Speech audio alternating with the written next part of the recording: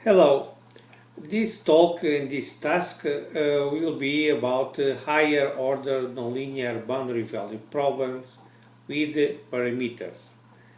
And we want to emphasize this kind of fourth order full nonlinear equations where we have a parameter S and let's say a weight function P and where the nonlinear part f can depend on all derivatives till order 3. And coupled with these differential equations, we have this type of boundary conditions and we will try to obtain an existence of solution, and moreover we will obtain a location for the unknown function, its first, second and third derivative for the values of the parameter S such that there are upper and lower solutions. And moreover we will discuss on this parameter S the existence, non-existence and multiplicity depending on the parameter S. So we can say that this fourth order equation has several types of applications. One of them is to model the bending of the elastic beam, or to try to model the same bending, but in suspension bridges. In this case, let's suppose this kind of boundary conditions where we have only informations on the function and the second derivative on the left, on the right side of the beam, and like this we say that both endpoints are simply supported. As far as I know, the first paper with this kind of problems was presented in 19 by Laser and Kenna, and in this paper. And they consider a simple equation where this kind of boundary conditions L was the length of the beam, U is the displacement of the beam, and K is the constant depending on the beam, and of course the fourth order is the beam bending. Moreover, this U plus, this is the maximum of the function, is a kind of unidirectional force, and it means if it is distended it returns to initial state, and so the beam has an elastic behavior, and if it is compressed it will keep the shape. You can see this kind of a sketch for these suspension bridges where we have the center of the span between two towers, and the main road is supported by cables. For example, we have here very famous suspension bridges. This is the picture of 1941 of the Tacoma Narrows Bridge. This bridge was not very successful because it breaks down some months after to be built. And you can see a movie, a short one, made by techniques of the time, in another link in our tool.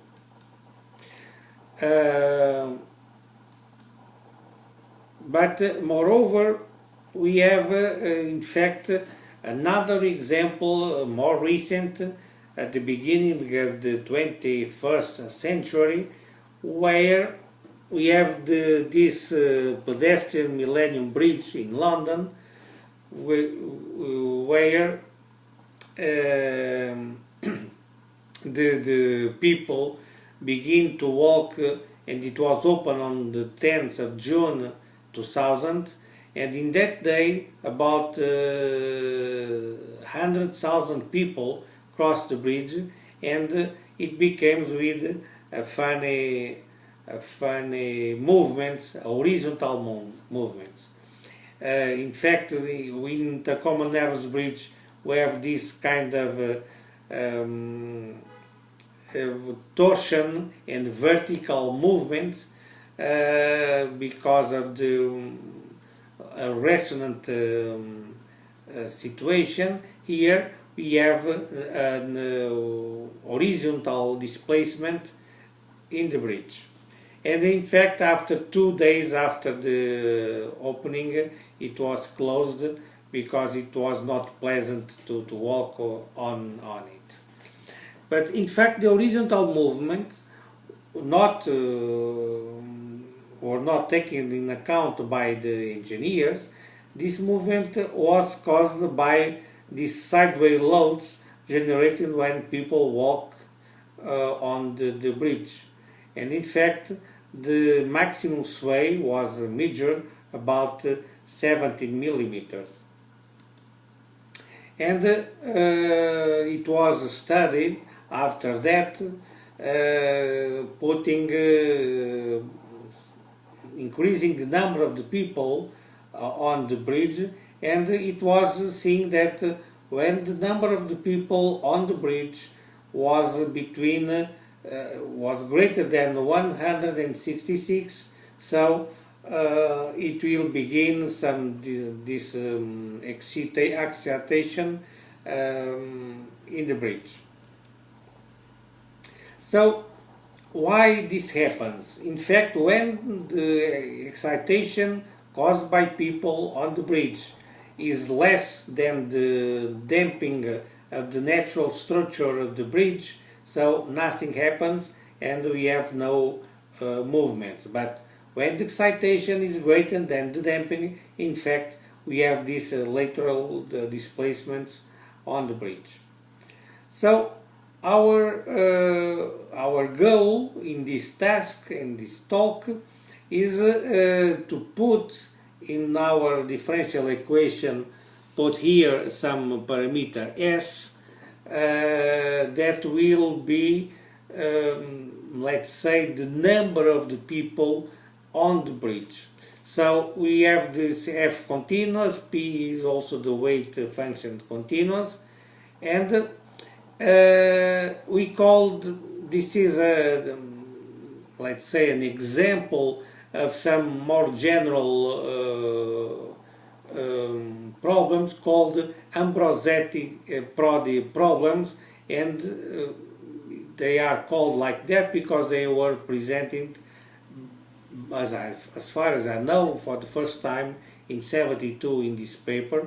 But after that there are a lot of papers about this kind of problems. For example, this paper Fabri, Moin and Kashama in '86 for periodic functions for second order, and this paper in '94 for third order problems by Sinkirik, where we have here interior point, and this in '94 this fourth order equation for periodic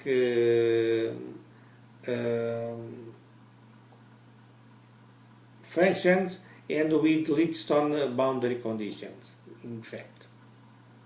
So our problem is more general than these fourth order previous problems, because in the nonlinearity we have that the functions can depend on every derivatives. And this kind of boundary conditions means that at the right end point, let's say in 1, the the first derivative is 0, meaning that it is a clamped beam on the right endpoint. So we will consider some general functions j, and we will define, to obtain the general existence and location of results, we define as lower and upper solutions the functions alpha that verifies this kind of differential inequalities, and these inequalities on the boundary. Of course, for the upper solution, the functions beta verifies the reverse inequalities, and so we have lower and upper solutions defined in our problem. We need another tool, that is the Nagumo type gross condition. It's a gross condition on the nonlinearity, and it means that if we have a set E where all the derivatives are bounded except the last one by some order function small gamma and capital gamma sub I, so if the function j is bounded by some function h that depends on the last variable, and this function h is a positive one that verifies this kind of the integral condition. It means that the integral is divergent. With this Nagumo conditions, we can obtain this a priori bound for the third derivative. A priori bound means that we don't know if the solution exists, but if it exists, so it must have the third derivative bounded by some constants.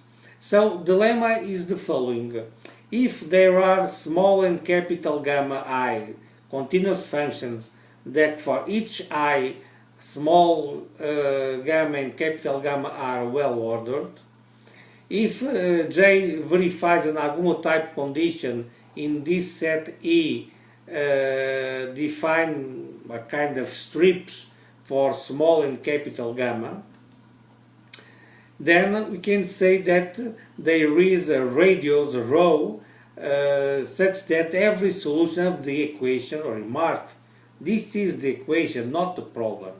Every solution of the equation with the function, the unknown function, the first and the second derivative between the correspondents small and capital gamma. So in this case, every solution verifying these conditions has the third derivative bounded by the radius rho. We remark here that this radius rho depends only on the function h, on the small gamma sub 2 and capital gamma sub 2, and of course on the parameter s, but it does not depend on the boundary condition. So this kind of a priori bound can be applied for any fourth order differential equation as with J continuous. So we will use also here the topological degree, and more concretely the invariance under homotopy of the topological degree. So a general theorem for this kind of situation and kind of problem is the following: if there are alpha and beta lower and upper solutions for the above problem, with the second derivative of alpha less or equal to the second derivative of beta, so this order is an important issue. If the function g is continuous and verifies an Agummo type growth condition in this set, where the role of the small and capital gamma are now played by lower and upper solutions and the corresponding derivative. Remark here that alpha and the second derivatives of alpha and the corresponding beta are in fact well ordered, but in the first derivative they are in the opposite order. So this is an important issue to take into account. So if J verifies this kind of growth, remark that the first variable and the two last ones are fixed in 0, 1 and R2, so they are fixed, and what is variable is this alpha and alpha prime, y sub 0 and y sub 1, and beta prime. So if you remark quite well here, we must have, let's say, no increasing in the second variable and no decreasing in the third variable. So in this condition we can say that there is a solution, a C4 solution of the above problem, and there is some positive number such that the solution and the second derivative of the unknown solution are between the corresponding alpha and alpha 2 prime, and the u prime of the solution are between beta prime and alpha prime, so they are here in the reversed order, and of course the third derivative is bounded by this positive number n. Of course we can only put this case for S such that there are lower and upper solution. Otherwise it's not possible to build this set E and these functions alpha and beta. So how can we discuss the existence and non-existence of solutions on the parameter S? So here we introduce now a function with the parameter S, because we need to discuss the parameter S, and if the f is a continuous function, verifies an Agummo type condition. If f is increasing, now it's a true monotony condition, increasing on the second variable. If it is decreasing or no increasing, if you want, in the third and fourth variable.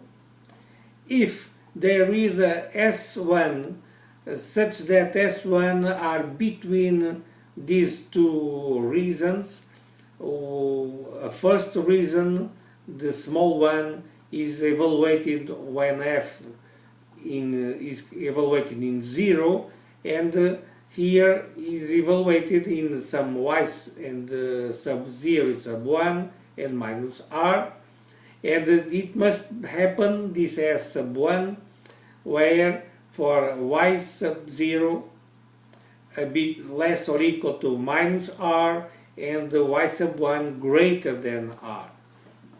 So with these four assumptions, we can say there is a value of the parameter S, we called here S sub 0, that is less than this S1. Eventual S sub 0 can be minus infinity, such that if S is less than S sub 0, the problem has no solution. If S is between S0 and S sub 1, the problem has at least a solution. How can be proved this theorem? We assume we sketch there some steps to do the proof. In first step, we prove that there is a S superstar, let's say some value of the S that is less than S sub 1, such that the problem has a solution for S equal to S superstar. In step 2, we prove that the sets of the parameter S such that there is a solution is a continuous set, and it is proved it's not a discrete set, it's a continuous set. How we can prove in this way? We assume that there is a sigma less or equal to S sub 1, and if there is this sigma, so the problem, the above problem for S equal to sigma as a solution for every S between sigma and S sub 1. In third step, we prove the non-existence part.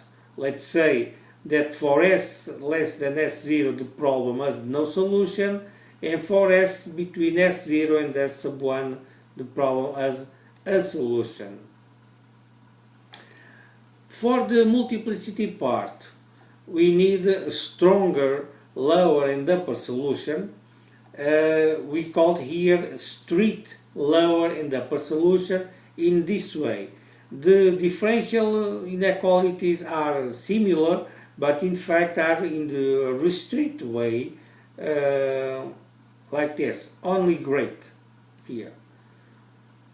And of course the boundary conditions are similar to the previous one, but in fact the second derivative in 0, let's say in the left part of the boundary, is strictly negative.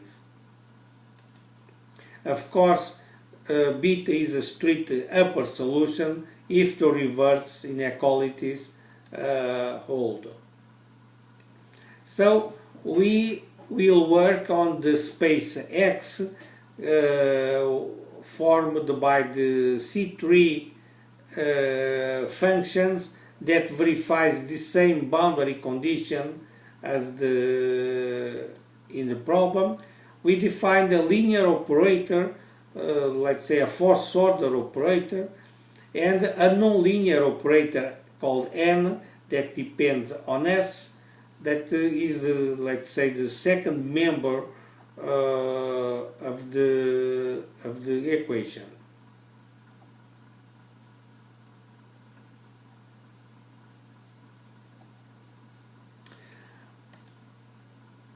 So we have the following lemma.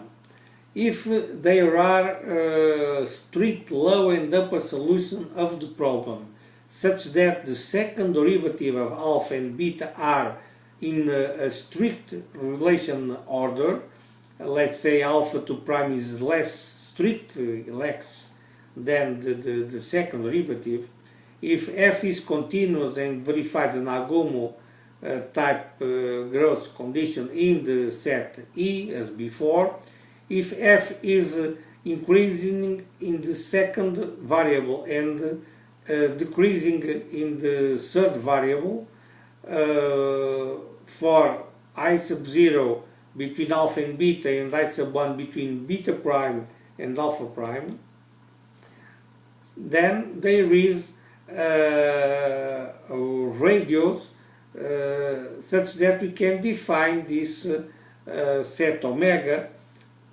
formed by the functions of class C3, such that the functions are between alpha and beta in the function the second derivative.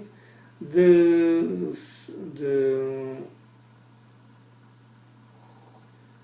I sub 1 is between beta prime and alpha prime, and the third derivative is bounded by this radius rho.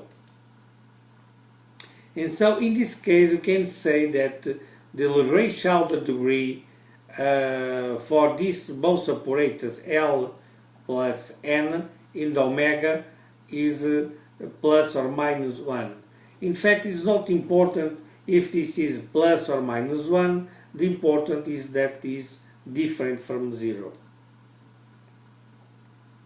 So the multiplicity theorem is the following. If the assumption of the theorem 2 hold, meaning by that is those assumptions, f continuous, f increasing on the second variable and decreasing on the third and fourth variable, and there is this value of the parameter s sub 1. If there is a m such that every solution of the problem for s less or equal to s1 has the second derivative bounded by some value m, remark that m could be positive or negative. If there is a small m such that f is bounded from below by m times the function p, then we can say that S0 is finite, and for S less than S0 the problem has no solution, and for S equal to S0 the problem has a solution. And moreover, if F verifies this kind of growth speed condition, what does it mean? It means that the growth on the fourth variable, I sub 2, must be greater than the growth on the other variables. Is what the physical meaning of this condition. So that's why this the growth in the variable y sub 2 is greater than, let's say, stronger than the other one, and so it's in fact the monotony in this variable that determines the growth of the function. So in this case you can say that there is a s between s0 and s sub 1 such that the problem has at least two solutions.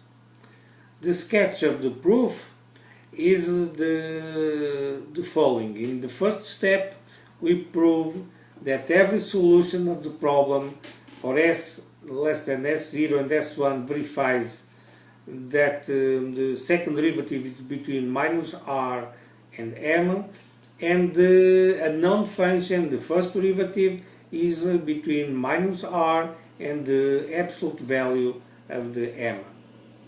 Step 2, we prove that the number f0 is finite, and this is proved by contradiction, assuming that s0 is infinite. It means that there is always a solution for the problem. And for s between s0 and s sub 1, there is a second solution for the problem, and this is in this step 3 is proved by the degree, the properties, in fact from addition property of the degree. And for s equal to s0, problem has a solution.